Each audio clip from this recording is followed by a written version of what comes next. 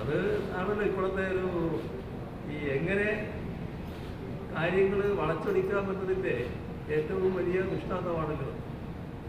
ഈ 2019 തെരഞ്ഞെടുപ്പിൽ നമ്മൾ കേരളത്തിൽ LDF കനത്ത തിരിച്ചടിയിട്ട് അന്ന് നല്ല രീതിയിൽ UDF ജയിച്ചു കൊടുത്തു. എന്തുകൊണ്ടാണ് ആ ഭാഗമാണ് ഞാൻ പറയുന്നത്. അന്ന് രാഹുൽ ഗാന്ധി വയനാട്ടിൽ വന്ന് മത്സരിച്ചപ്പോൾ ആദ്യം കോൺഗ്രസ്സുകാർ പറഞ്ഞു ഇത് പ്രധാനമന്ത്രി സ്ഥാനാർത്ഥിയാണ്, അതുകൊണ്ട് അദ്ദേഹത്തിന് പിന്തുണ നൽകണം എന്നൊരു പ്രചരണം അംഗീകരിച്ചു. തെരഞ്ഞെടുപ്പിൻ്റെ ഒരു ഘട്ടം കഴിഞ്ഞപ്പോൾ ഇതേ കോൺഗ്രസ്സുകാർ മറ്റൊരു പ്രചരണം വെച്ചു.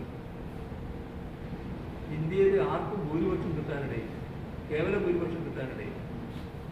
അപ്പോൾ കൂടുതൽ അംഗബലമുള്ള പാർട്ടിയെയാണ് ഗവൺമെൻറ് രൂപീകരിക്കാൻ വിളിക്കുക.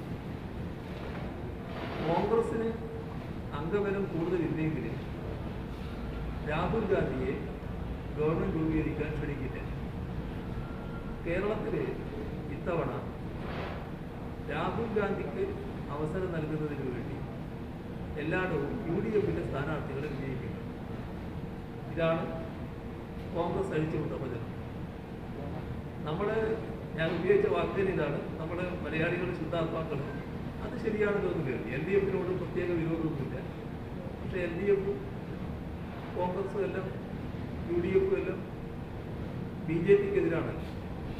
ഇപ്പോൾ ഗവൺമെൻറ് രൂപീകരിക്കണമെങ്കിൽ ഈ പറഞ്ഞ കാര്യം നടക്കുന്നതല്ലേ നല്ലത് എന്ന് ജനങ്ങൾ കരുതി. അങ്ങനെ ആ തെരഞ്ഞെടുപ്പിൽ ഞങ്ങളെ LDF കനത്ത പരാജയം എത്തിച്ചു, UDF വലിയ വിജയം സമ്മാനിച്ചു.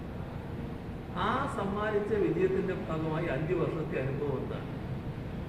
ഈ വോട്ട് ചെയ്തവർ ഈ 5 വർഷക്കാലത്തെ, പിന്നെ അതിൻ്റെ ഉദാഹരണങ്ങൾ പറയുന്നു, ആ വിവിധ ഘട്ടങ്ങളിലുള്ള അനുഭവങ്ങൾ വല്ലാത്ത വേദനയോടെയല്ലേ നോക്കിക്കണ്ടത്, വല്ലാത്ത നീച്ചലില്ലേ മനസ്സിലുണ്ടായത്. ആ ഉദാഹരണങ്ങൾ പറയാം. ഇതെങ്ങനെയാണ് രാഷ്ട്രീയത്തെ ന്യായീകരിക്കുന്നത്? എന്നിട്ട് അതിൻ്റെ ഭാഗമായി കേരളത്തിൽ ഇനി ഇത്തരം ആളുകൾ ജയിച്ചു പോകാൻ പാടില്ല. കേരളത്തിൻ്റെ ശബ്ദം പാർലമെന്റിൽ മുടങ്ങാതായിപ്പോയി. അതാണ് ഇതിൻ്റെ ഭാഗമായി സംഭവിച്ചത്. വളരെ നേർത്തതായിപ്പോയി. അതിൻ്റെ തിരുത്ത് വേണമെന്ന് ജനങ്ങൾ തന്നെ കാണുക. അതാണ് ഞാൻ പറഞ്ഞത്.